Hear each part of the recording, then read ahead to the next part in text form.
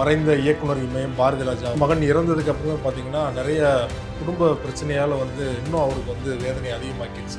பல பேருக்கு தெரியாத ஒரு உண்மை என்ன அப்படின்னா, பாரதி ராஜா சார் மகன் மனோஜ் இருக்காங்க இல்லையா, 2 பேருமே கடைசி காலத்தில் பேசாமல் இருந்தாங்க. அது பல பேருக்கு தெரியாது. மனோஜுக்கும் பாரதி ராஜா சாருக்குமே நிறைய கருத்து வேறுபாடுகள் இருந்தது. அப்பாவும் மகனுமே பேசாமல் இருந்தாங்க. அது காரணம் என்னன்னா, இன்னைக்கு சினிமா துறையில் இருக்கிற முன்னணி இயக்குனர்கள் பல பேர் பாரதி ராஜா சாரோட பேசி மனோஜோட பேசி சரி நான் சொத்தை கொடுத்துட்றேன், மனோஜை வர சொல்லுங்க அப்படின்னு பாரதி ராஜா சார் சொல்லியிருந்தாரு.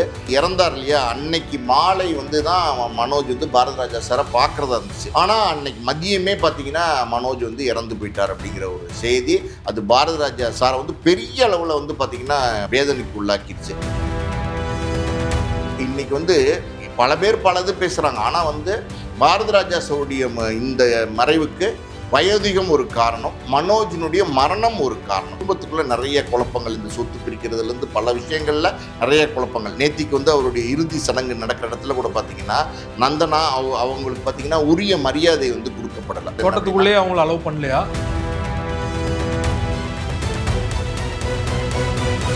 மீடியா சர்க்கிள் நேயர்களுக்கு வணக்கம். இன்றைக்கு நம்ம நேர்காணலுக்காக ஆஸ்கார் மூவிஸ் தயாரிப்பாளர் பாலாஜி பிரபு அவர்கள் நம்மோடு இருந்திருக்காரு. அவரோடு பேசலாம். சார் வணக்கம். வணக்கம். மறைந்த இயக்குனர் இமயம் பாரதிராஜா அவர்களுடைய இறுதி சடங்கு நேற்று அவருடைய சொந்த ஊரான சொந்தமான தோட்டத்தில் நடைபெற்றது. குறிப்பாக அவர் மகன் இறந்ததுக்கு அப்புறமே பார்த்தீங்கன்னா நிறைய குடும்ப பிரச்சனையால் இன்னும் அவருக்கு வேதனை அதிகமாக்கிடுச்சு. குறிப்பாக சொத்து பிரச்சனையால் நிறைய சிக்கல்கள் ஏற்பட்டது அப்படிங்கிற மாதிரியான தகவல் நிறையா பேசிகிட்டு இருக்காங்க சோசியல் மீடியாவில். உண்மையிலே என்ன சார் நடந்தது? அவருடைய மகன் மரணத்துக்கு அப்புறம் இந்த மாதிரி பிரச்சனைகள் இருந்ததா? பல பேருக்கு தெரியாத ஒரு உண்மை என்ன அப்படின்னா, பாரதி ராஜா சார் மகன் மனோஜ் இருக்காங்க இல்லையா, 2 பேருமே கடைசி காலத்தில் பேசாமல் இருந்தாங்க. அது பல பேருக்கு தெரியாது. மனோஜுக்கும் பாரதி ராஜா சாருக்குமே நிறைய கருத்து வேறுபாடுகள் இருந்தது. அப்பாவும் மகனுமே பேசாமல் இருந்தாங்க. அது காரணம் என்னென்னா, மனோஜ் பாரதி ராஜா சார்கிட்ட சொத்துக்களை பிரித்து கொடுக்க சொன்னார். அவருக்கு தேவையான சொத்துக்களை பிரித்து கொடுக்க சொல்லி கேட்டார். மனோஜ் பாரதி ராஜா சார் இப்போதைக்கு கொடுக்க முடியாது, என் காலத்துக்கு அப்புறம் நீங்கள் பிரித்து எடுத்துங்க அப்படிங்கிற மாதிரி சொல்லிட்டாரு. அதனால் மனோஜ் தொடர்ந்து எனக்கு தேவையான சொத்தை பிரித்து கொடுத்துருங்க, எனக்கு தேவையான சொத்தை பிரித்து கொடுத்துருங்கன்னு அப்பாவோட தொடர்ந்து வாதம் பண்ணிகிட்டே இருந்தார். ஆனால் அது நடக்கவே இல்லை. பாரதி ராஜா சார் கொடுக்க மாட்டேங்கிறதுல ரொம்ப உறுதியாக இருந்தார். அது என்ன காரணம்னு தெரில. மனோஜ் அவர்கள் பார்த்திங்கன்னா இந்த கீழ்பாக்குன்னு நினைக்கிறேன், அங்கே பார்த்திங்கன்னா ஒரு ஃப்ளாட்டில் குடியிருந்தார். மாதம் தேவையான பணமெல்லாம் பாரதி ராஜா சார் கொடுத்துட்டு தான் இருந்தார். பட் இருந்தாலும் பார்த்திங்கன்னா மனோஜ் பாரதி ராஜா சாரை போய் பார்க்குறது பேசுறது எல்லாம் இருந்தால் கூட அப்பாவுக்கும் மகனுக்கும் ஒரு பனிப்போர் இருந்துக்கிட்டே இருந்தது. மனோஜ் அவர்களுக்கு உடல்நிலை சரியில்லாமல் அந்த வாழ்வு மாற்று சிகிச்சை எல்லாம் பண்ணி வீட்டுக்கு நலமாயிட்டார். ஆக்சுவலி உண்மையாக நலமாயிட்டார். ஒரு 15 நாள் கழித்து பார்த்திங்கன்னா அன்னைக்கு தான் பல பேர், இன்னைக்கு சினிமா துறையில் இருக்கிற முன்னணி இயக்குனர்கள் பல பேர் பாரதி ராஜா சாரோட பேசி மனோஜோட பேசி சரி நான் சொத்தை கொடுத்துட்றேன், மனோஜை வர சொல்லுங்க அப்படின்னு பாரதி ராஜா சொல்லியிருந்தார். அதாவது இறந்தார் இல்லையா, அன்னைக்கு மாலை தான் மனோஜ் பாரதி ராஜா சாரை பார்க்குறதா இருந்துச்சு, நேராக போய் பார்க்குறதா இருந்துச்சு. ஆனால் அன்னைக்கு மதியமே பார்த்தீங்கன்னா மனோஜ் இறந்து போயிட்டார் அப்படிங்கிற ஒரு செய்தி அது பாரதி ராஜா சாரை பெரிய அளவில் பார்த்திங்கன்னா வேதனைக்கு உள்ளாக்கிடுச்சு. தலையில் இடி இறக்கின மாதிரி ஆகிப்போச்சு. அதை பாரதி ராஜா சாரை தாங்கிக்க முடியல. பாரதி ராஜா சாருக்கு கடைசியில் என்ன அப்படின்னா ஒரு கில்ட் ஃபீல் வந்துருச்சு. மகன் சொத்து கேட்டான், மகன் கேட்ட சொத்தை நம்ம கொடுத்துருந்தோம்னா இன்றைக்கி அவன் சந்தோஷமாக இருந்திருப்பான்.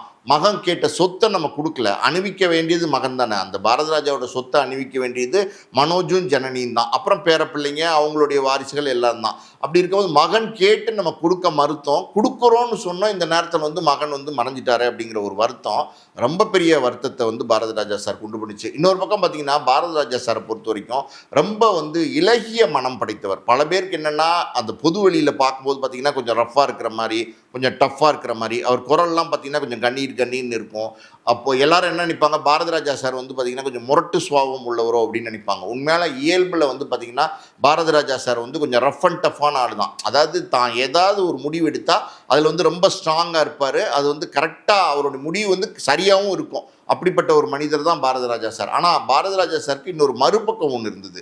அது என்ன அப்படின்னா ரொம்ப மென்மையானவர், ரொம்ப மென்மையானவர். பொதுவாகவே பார்த்தீங்கன்னா கலைஞர்கள் பார்த்தீங்கன்னா ரொம்ப மென்மையானவர்களாக இருப்பாங்க, ஈஸியாக உணர்ச்சி வசப்படக்கூடியவர்களாக இருப்பாங்க. அந்த வகையில் பாரதி ராஜா சார் ஒரு உண்மையான கலைஞன். அதாவது தன்னுடைய வாழ்க்கை ஆரம்பத்திலேருந்து கடைசியில் நேற்று இறந்த வரைக்கும் பார்த்தீங்கன்னா அவர் ஒரு உணர்ச்சி வசப்படக்கூடிய ஒரு கலைஞனாக தான் இருந்தார்.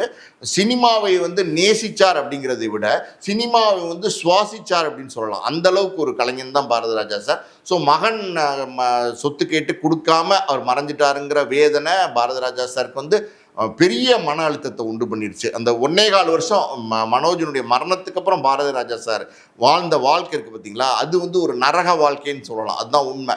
அதாவது அவர் வந்து அவருக்கு கொடுக்கப்பட்ட ட்ரீட்மெண்ட்டுக்கான மாத்திரை மருந்துகளை வந்து அவர் எடுக்க மறுத்துட்டு இருக்காரு. உணவு வந்து சாப்பிட மறுத்துட்டு இருக்காரு. எப்படிங்க சாப்பிட்லைன்னா எப்படிங்க, கொஞ்சமாக சாப்பிடுங்க அப்படின்னு கட்டாயப்படுத்தி சாப்பிட வைக்கும்போது, ஊட்டி விடும் போதெல்லாம் பார்த்தீங்கன்னா பாரதி ராஜா சார் வந்து அது வந்து முடியவே முடியாது அப்படின்னு வந்து தட்டி விட்டுருக்காரு. உணவெல்லாம் வந்து தட்டி விட்டுருக்காரு. இனிமே நம்ம ஏன் வாழணும், எதுக்கு வாழணும் அப்படிங்கிற மாதிரி ஒரு மனநிலையில தான் வந்து பாரதி ராஜா சார் இருந்துட்டு இருந்தார். ஸோ இந்த மறைவு வந்து பார்த்தீங்கன்னா நடந்ததுக்கப்புறம் பார்த்தீங்கன்னா இன்னைக்கு வந்து பல பேர் பலது பேசுகிறாங்க. ஆனால் வந்து பாரதி ராஜா சாருடைய இந்த மறைவுக்கு வயோதிகம் ஒரு காரணம், மனோஜினுடைய மரணம் ஒரு காரணம். இதுதான் உண்மை. அவருடைய குடும்பத்தில் நிறைய பிரச்சனைகள் இருந்தது சார். அது வந்து நம்ம அவங்களுடைய பர்சனல் விஷயம், நம்ம ரொம்ப டீட்டெயிலாக வந்து நம்ம அதுக்குள்ளே போக முடியாது.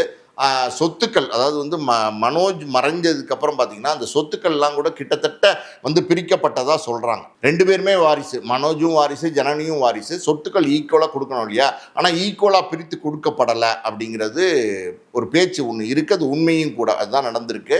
அதுலேயுமே அவருக்கு ஒரு மன உளைச்சல் ஏற்பட்டுருக்குமா? ஏன்னா மகனுக்கு கொடுக்க முடியல, மருமகளுக்காவது ஈக்குவலாக சொத்தை பிரித்து கொடுக்கலாம் அப்படின்னு அவர் முடிவு பண்ணதாகவும், அதை வந்து மகள்களாகட்டும் அவருடைய நெருங்கிய சொந்தங்கள்லாம் வந்து அதை தடுத்ததாகவும் சொல்லப்படுது. உண்மைதானா சார்? இல்லை, பொதுவாகவே என்னென்னா சார், அவங்க வந்து பார்த்திங்கன்னா பாரதி ராஜா சார் அந்த நந்தனாங்கிறவங்க பார்த்திங்கன்னா ஒரு மலையாள ஆர்டிஸ்ட், அவங்க கேரளாலேருந்து வந்தவங்க.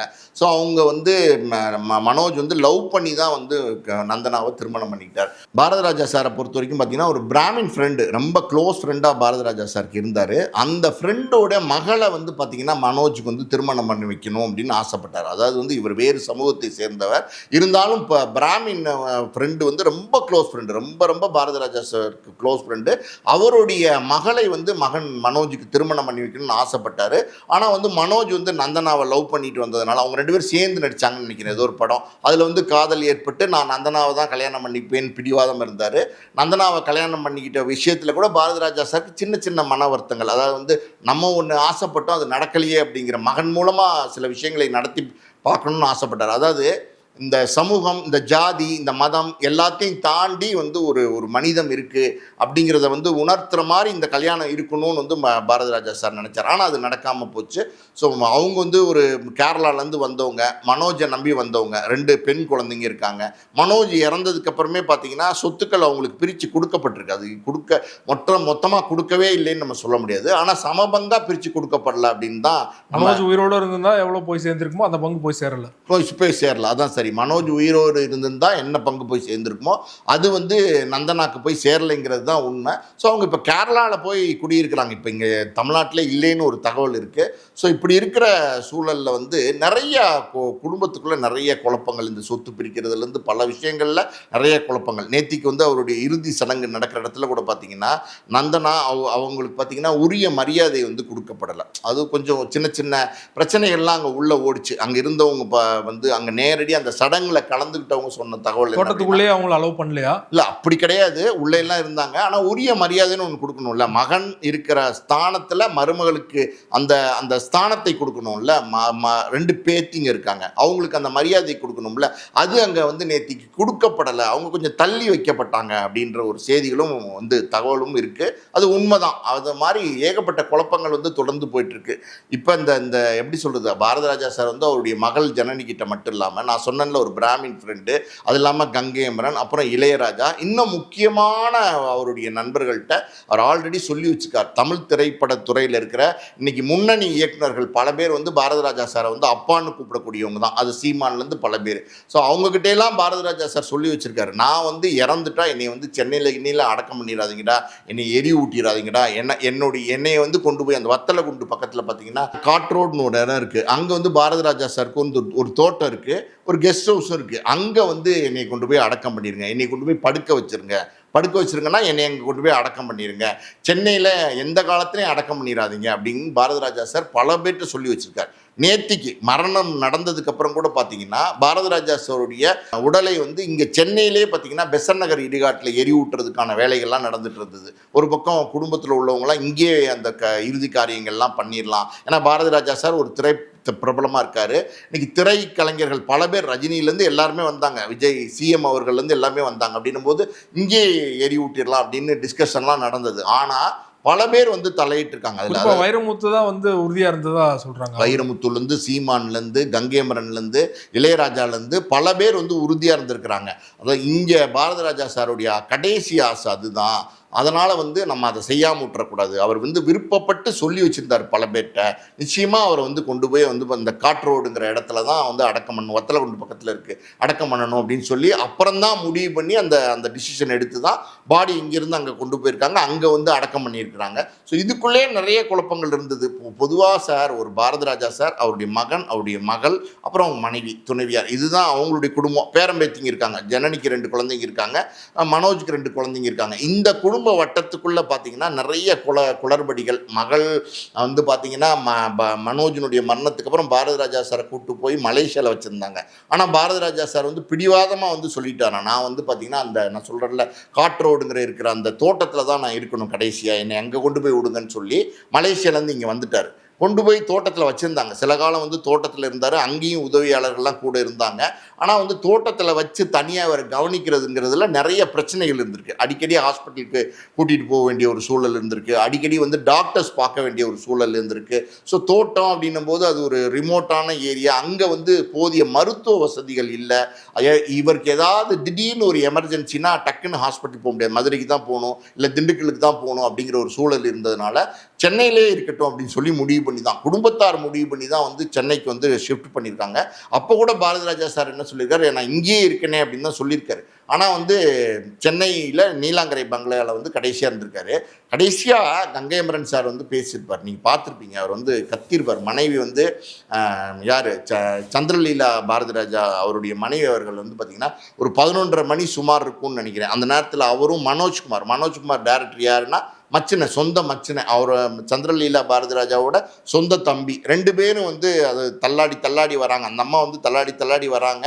ஒரு 2-3 பேர் வந்து கைத்தாங்களாக பிடிச்சிட்டு வராங்க. அவங்களுக்குமே பார்த்திங்கன்னா ஒரு 76-77 வயசு இருக்கும். வயோதிகத்தில் வந்து அவங்களுமே ஒரு தடுமாற்றத்தில் வராங்க. கணவன் இறந்துட்டார் அப்படிங்கிற ஒரு பதட்டம், ஒரு ஆதங்கம். கடைசியாக கணவர் முகத்தை பார்க்க வரணும் போது ஒரு பதட்டமான ஒரு மனநிலையில் வராங்க. உள்ளே வராங்க, ஒரு மாதிரி கத்தி அழுதுகிட்டே வராங்க. அது ஊரில் எல்லாம் பார்த்திங்கன்னா ஒப்பாரி வைப்பாங்க.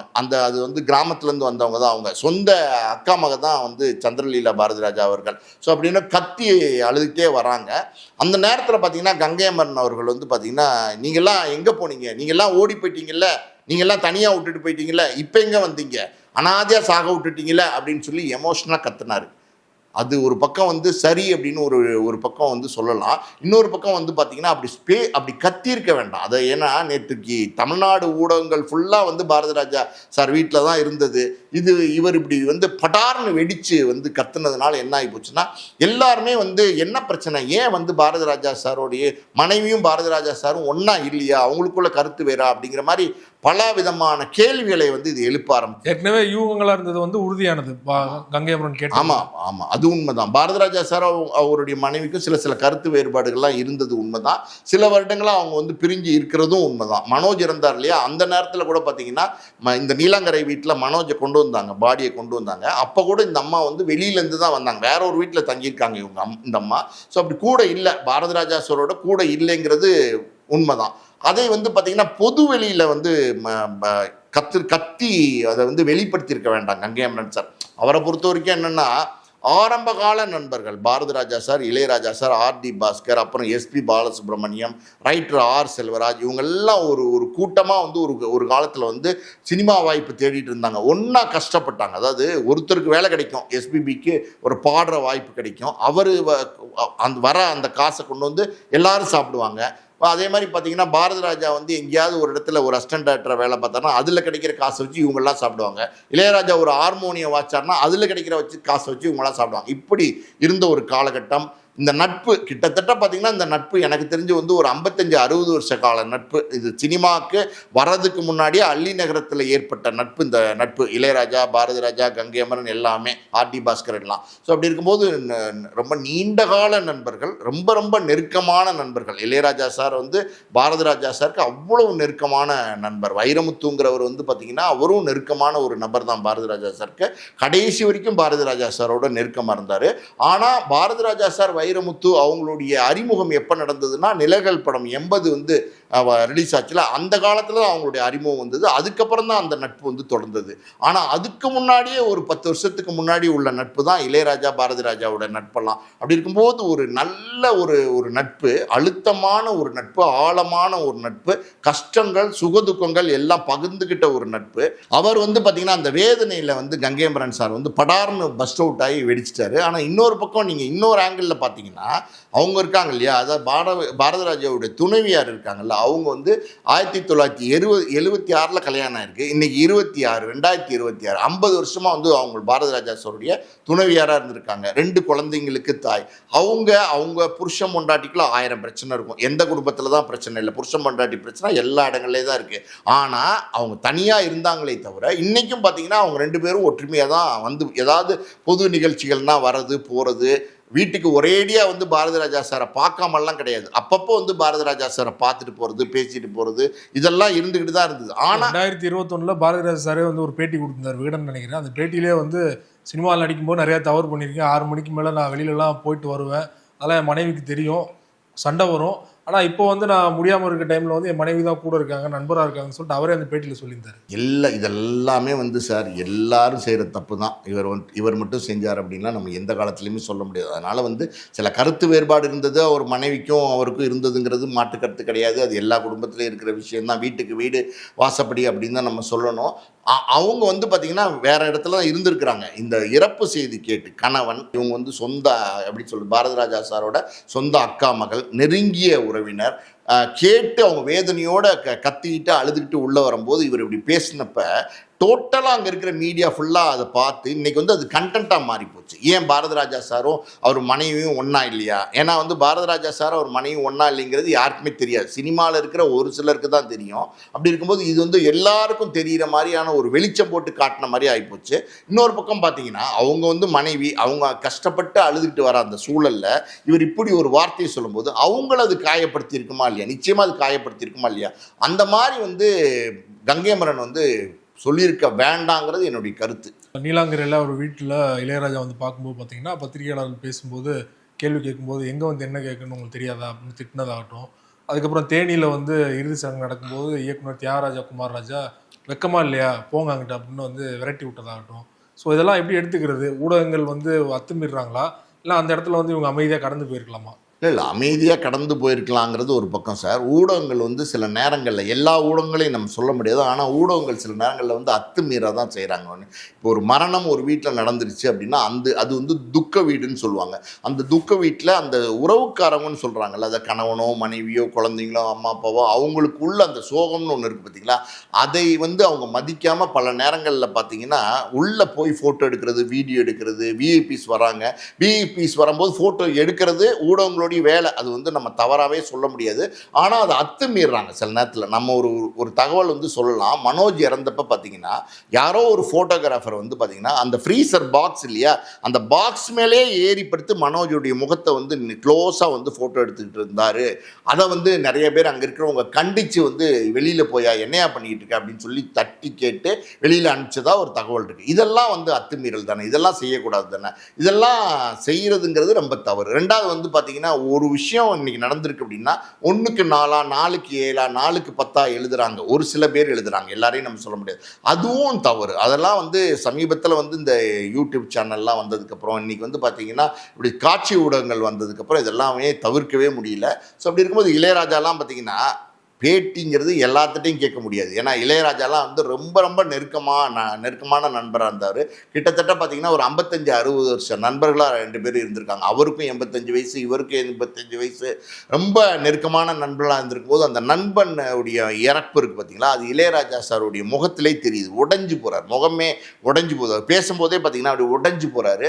ஸோ அந்த மாதிரி சூழ்நிலையில் போய் கேட்கும்போது பேட்டி எடுக்கிற இடமே இல்லை. அது பேட்டி எடுக்கிற இடமா அது நிச்சயமாக பேட்டி எடுக்கிற இடமே இல்லை. தனியாக போய் பேட்டி எடுத்துக்கலாம். பேட்டி எடுக்கணும்னு நினச்சா யாரை வேணாலும் போய் தனியாக போய் பேட்டி எடுக்கலாம். அங்கே போய் இளையராஜாட்ட போய் பேட்டி எடுக்கும்போது அவர் அது பேட்டி கொடுக்க மறுத்துட்டார். நீங்கள் சொன்ன மாதிரி அந்த இயக்குனர் வந்து பார்த்தீங்கன்னா வெக்கமா இல்லையா அப்படின்னு சொல்லி கடந்து போயிட்டார். இதெல்லாம் தவிர்க்கலாம். இவங்கள நம்ம குற்றம் சொல்ல முடியாது. அவங்களுடைய அந்த நேரத்தினுடைய வேதனை வழியை வந்து படார்னு அவங்க வெளிப்படுத்திட்டு போகிறாங்க. அதை நம்ம தப்பாக சொல்ல முடியாது. பாரதி ராஜா அவர்கள் தொடர்பாக பல்வேறு விஷயங்களோட பண்ணுவீங்க. நன்றி சார். நன்றி.